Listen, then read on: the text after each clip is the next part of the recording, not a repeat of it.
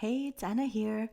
I cannot wait to have this conversation with you because it's going to be all about shadow work and what it means to me specifically, and how I use it pretty much in an everyday life scenario.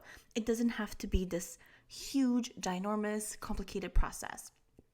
And I just want to almost demystify a little bit, make it seem that it's a bit more accessible than we actually really think. I guess that's what I'm trying to say. So, I suppose what I want to start with saying is that it's okay to want more, to have this feeling that it's you don't want to settle for just enough or just okay or just be somewhat satisfied with life. Be happy because you got a few things off of your to-do list done, and that's your definition of a successful day. There is so much more to life. And I know for myself, when we were going through the pandemic and the kids were home, and you're just, I was just really lost in the minutia and the detail of life. There was not a minute to spare to just have some brain downtime. And my husband was the same. And it makes such a big difference when you start consciously saying, I deserve a little bit of me time. I deserve to add in my day something that makes me happy, and just redefine what life in general means to you. What a good life. What is a life that you love waking up to look like for you? And it's okay to want that. So I suppose it leads me into this idea that we're all creating the life that we're living every moment of every day, right? I think most of us here, if you're listening to this, we're kind of on board with that. And if we're going to be creating anything, we might as well start being a little bit more conscious about and intentional about what we do want our life to look like. But in doing that, this whole idea of manifestation does have a messy process that becomes alive, and that's the shadow work that comes through. So I'll talk a lot more about, as we progress, about how it shows up and why it shows up. So what I want you to know is that there is really not a human on earth who has not experienced this messy phase when they're trying to create something new, whether consciously or unconsciously, that when they're in that moment or in that experience and they're trying to better themselves, whether it's physically, emotionally, mentally, or even spiritually. This messy phase comes up all the time when you're trying to take a new action and reach a certain goal. It's part of the deal. So oftentimes we kind of see it as, hey, it's an obstacle. I have to prove that I'm deserving, or I have to go through all these tests. And what I want you to know is that it's not a test from the universe. You already deserve it. It's not about that at all.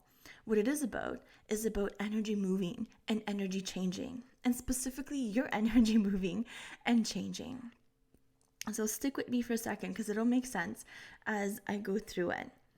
But if you subscribe to the idea that everything in our world, quantum physics really helps us with this and gave us this piece of the puzzle, that everything is energy.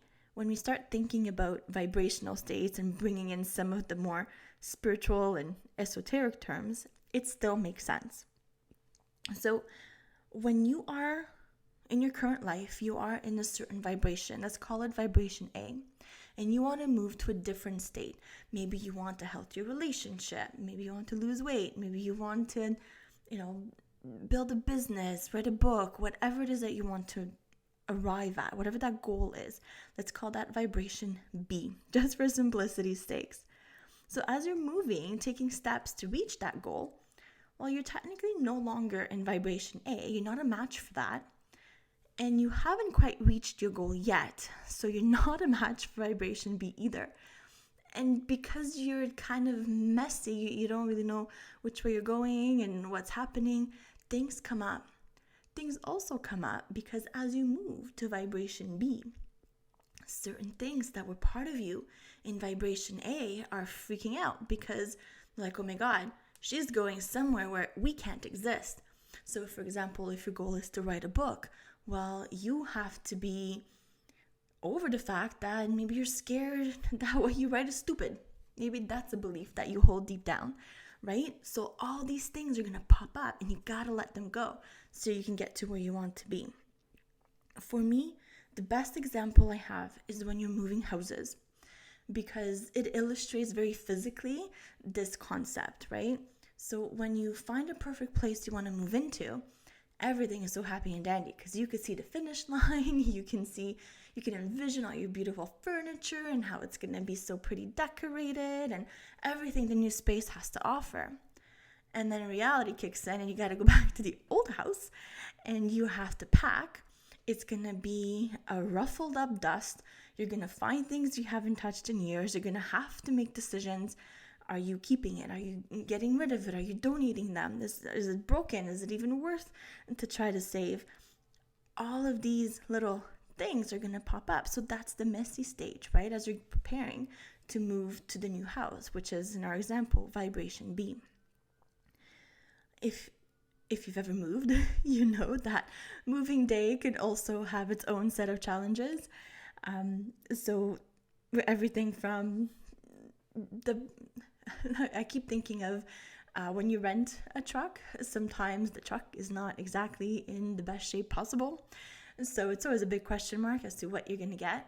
Or if you've ever had to buy and sell a home, when you get the keys and to make sure everything between the banks and the lawyers and syncs up quite well, and you get the keys to be able to go and access, and if not, you already packed the truck and where do you put all your stuff, it could be a big mess. So finally, let's say you moved in all of your stuff in the new house, but it's not over yet. You're in that vibration B and you overcame all your obstacles. There's one last step that usually you have to do, which would be unpack everything. And usually it's as easy as that, but as we know, there's a bit more to it. Have you ever had the experience where your couch looks like it would fit the space really nice, but it really doesn't? It's either too big or too small or just doesn't fit.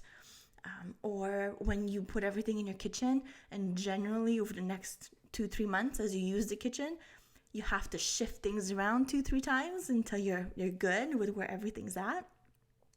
So that part is called integration. And it's just making this new place, this new vibration, which is now your new home, part of your everyday life. And of course, the last step, which I'll talk a little bit more about these steps, but then is taking new action. And to me, that just means in the context of living in your new home. Maybe you are going to decorate it, and obviously you have to take new actions because things are going to be in a different physical location than they were in your old house. So you got to get used to moving and living in this new space. So I hope this was a good example to kind of unpack this idea of manifestation and why things come up and those shadows come up, and they're not bad. They're just there to highlight something that you need to deal with. And Carl Jung really was pretty smart at I suppose at identifying this, because it really was a gift. You know, the shadow part of ourselves it's all the parts that we don't want to claim. We want to forget they exist. We don't want to deal with our insecurities, our fears, parts that we're ashamed of, parts that we rather hide, parts that we just don't want to acknowledge, right? These are all parts that, as much as we don't want to look at them, they kind of do pop up and influence our decision-making process as we move in our day, as we're trying to move through our goal. And that's not good, because then we're not making choices out of alignment.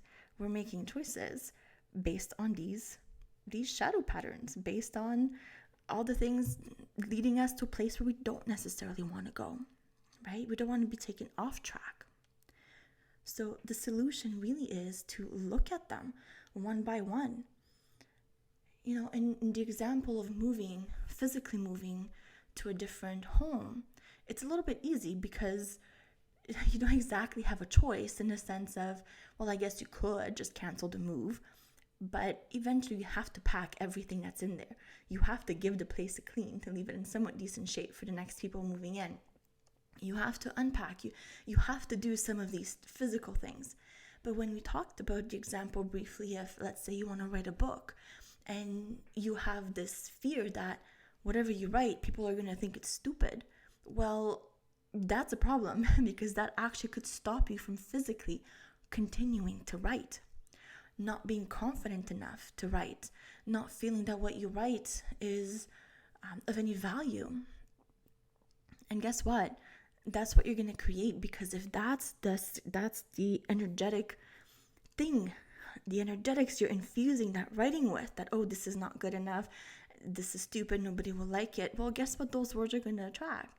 It's not good enough. Nobody's going to read it. It's going to repel. It's going to do exactly what you set that intention to be. Right? So you gotta address that shadow part so that it can work with you. And, it's not a waste of time to do that. I think that's the point that I really wanted to emphasize, because oftentimes it's so much easier. I mean, I was never taught to deal with it. It was not something that was around when I was growing up. So it's when you don't even know what to do with it, it's just, okay, well, let's just push that aside and plow through and keep going and hope for the best, right? And so the other thing, it could be a little bit scary to look at because, it's deep. These are very deeply personal pieces that affect us like crazy. And I'm going to tell you, I'm going to walk you through this process and you'll understand why, because I do believe that these shadow patterns, you're constantly being reflected back. So I do believe there's good shadow patterns and then there's a little bit bad ones too that don't serve you.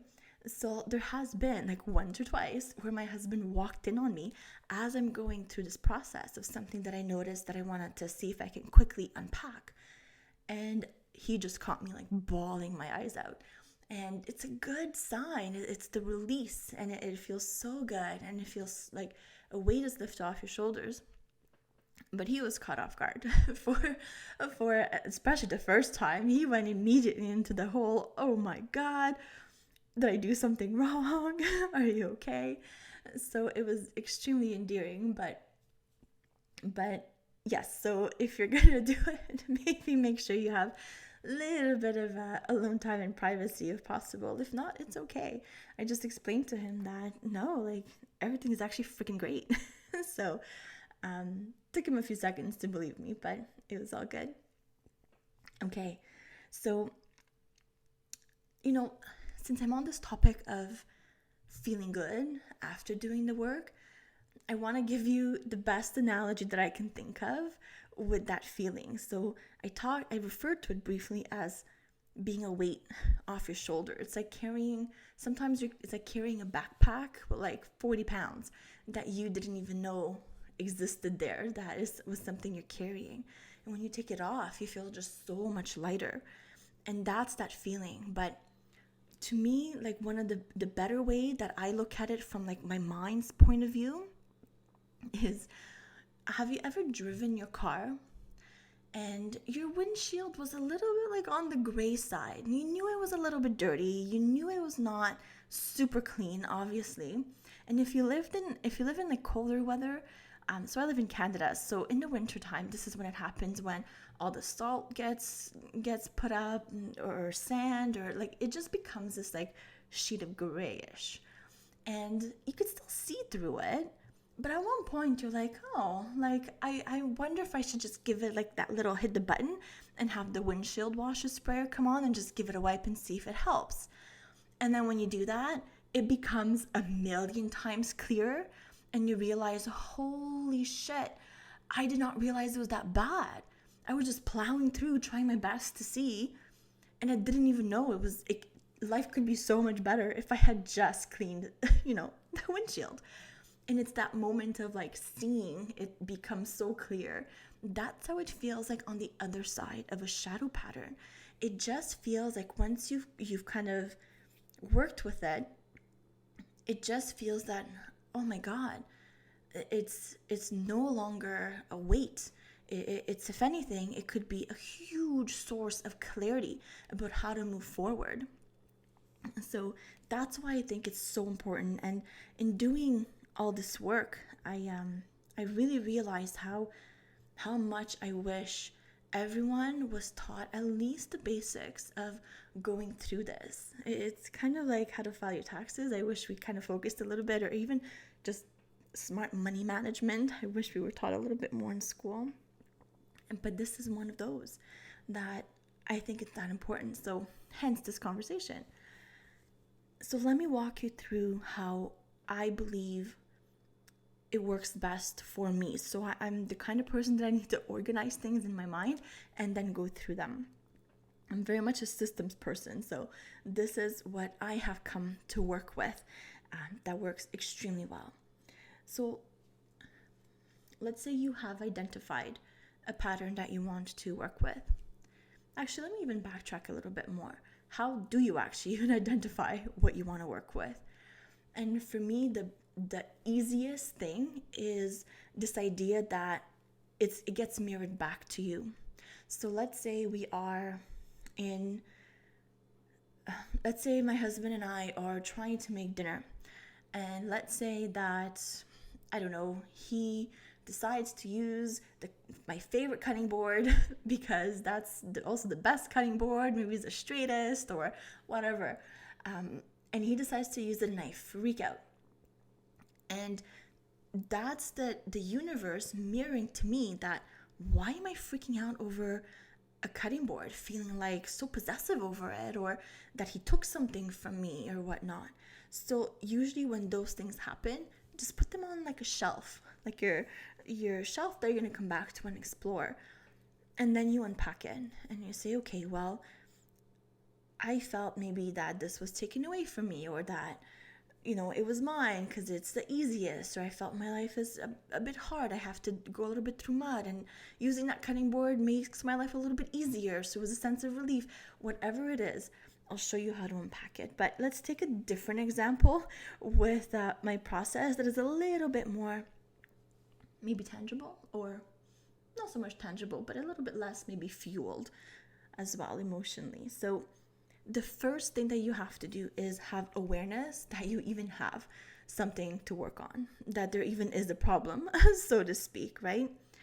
And awareness is so incredible because you can actually do very little work, but as long as you just become aware of that pattern and accept it for what it is and just allow it to be and witness it, I cannot tell you how many times that's pretty much all the work right there, where it just dissipates. It's almost like a child that just wanted to be acknowledged, right? So often after a quick hug, and they're off to go playing happy as ever, and you could just feel it lifting off because you acknowledged it. So let's work this into an example. And so, you can maybe pick something that is, like, as we go through it, pick something that is more near and dear to your heart, whether it's to build a better relationship with your partner, or have a more be more connected with your children, be more understanding of them, of how you can support them. Maybe build a community of friends that are really supportive of each other, or any project that you want to take on. Maybe it's a project at work that you want to run more smoothly. Maybe it's a career change. Maybe it's a job promotion. Maybe it's something in the realm of building, scaling your online business. Maybe it's more of a fun thing, like planning a vacation, right? So let's say that in our example, we are going to want to build, let's say, a community of loving friends that are there for each other, that support each other. But let's say you have noticed that you cannot give yourself fully, you can't commit yourself fully to your circle of friends. And maybe you notice that you have trust issues, that you feel that your friends are going to betray you, or maybe you're afraid that you're going to be left out because that happened to you maybe at some point in your childhood. maybe you have some fear around navigating that. So now, as a shadow pattern, when we're unaware of it, maybe we're always gonna make decisions that, or the way we speak to our friends, maybe because we're not giving our all, we can come off a little bit as distant and uncaring. Meanwhile, we care very deeply. We're just scared. And so unconsciously, that's how it can present itself. But when you're aware of it, that, hey, it's okay. This is a very different group of friends than the one that, always chose me last and when I was in grade school, right? Or made fun of me because I was the slowest runner, or whatever the case may be. It's a very different group of friends. And I see how they trust and they take care of me, and how they give themselves to our group of friendship. And then you can start unpacking little by little where that came from, and apply this awareness to anything you're using right now as an example. Just be aware of it. Don't judge it. Just accept it for what it is, and almost have a conversation with it and ask it, who are you?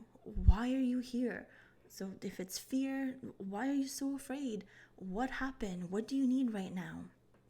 What do you need from me right now? What do you wish was different? Talk to it and see what comes up, and you would be surprised. So once we have that down, the next step is consciousness. And this kind of overlaps with awareness as well, because this to me just means that we need a little bit of understanding of how this negative pattern is affecting our everyday choices. So let's say with our group of friends example, let's say somebody is in need of having, let's put it this way, because this is a good one.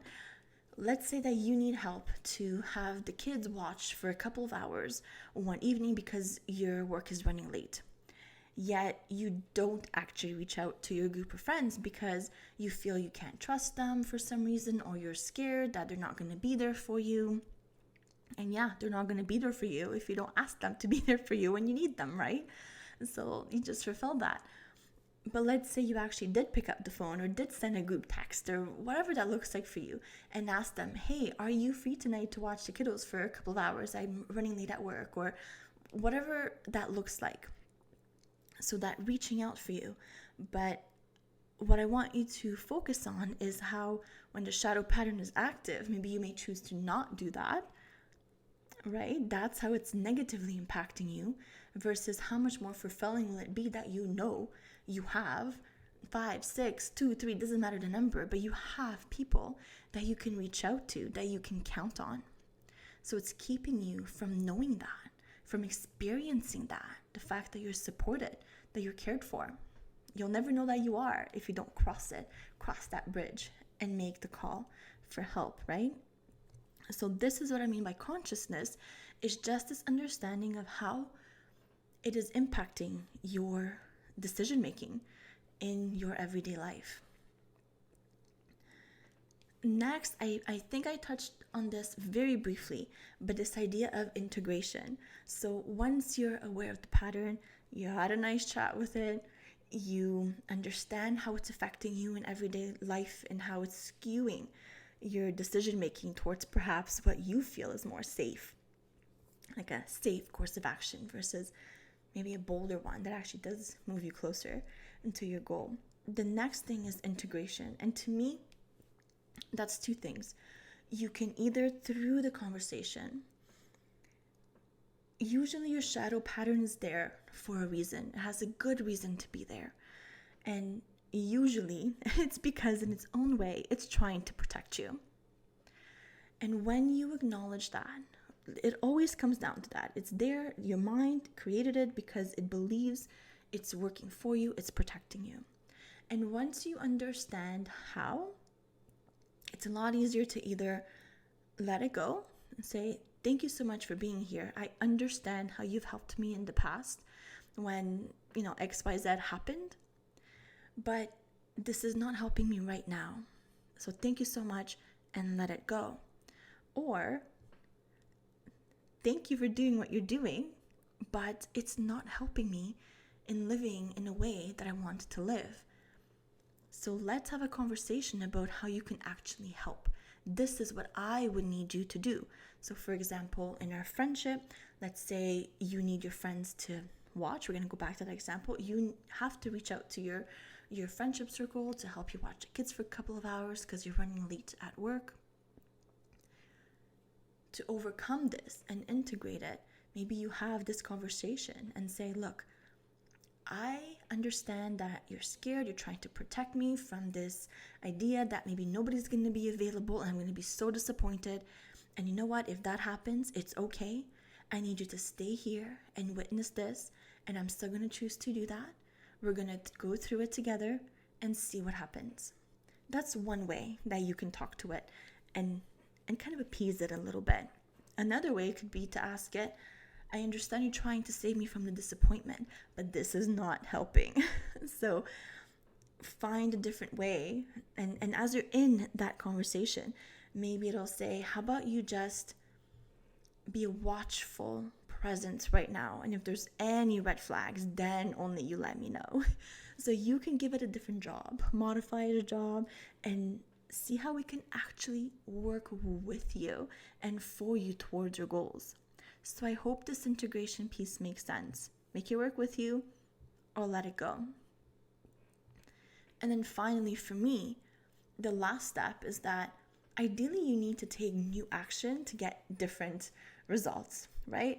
So if in the past, using your example, you were always holding back, asking your friends for help when you needed it, the new action would be to actually send that message, make that phone call, reach out to your group of friends and see if any of them would be available to watch the kiddos, right? That is the new action that you have to take because it's different than what you would have done in the past. Hopefully, it's a more of an aligned action, but that's what new action means. It means doing something different that ideally really is in alignment with you. And this alignment does not have to necessarily be guessing or whatnot. Your body is extremely intuitive. You could check in there. When I read the Akashic Records, we have a lot of conversation actually on your soul blueprint, so that maybe it's easier to identify the parts of you that light up. And that's what I mean by new action. Take the action that'll make your soul light up. Ultimately, that would be the goal. So I know this is probably a very long and big process, but really it does not have to, you don't have to necessarily spend 30 minutes at a time with it. It could be done in as little as a few minutes when you have a moment to yourself. And if it's not a good time, I did tell you about the story where my husband barged in and caught me like bawling my eyes out. Some of the release will be that deep when you let go of something. It'll feel so incredibly good, and you'll feel so incredibly, would it be weird if I say loved in those moments where it's released, because you realize that everything has been trying to work for you, even these shadow patterns, even though it's not necessarily serving you. It's really an incredible feeling.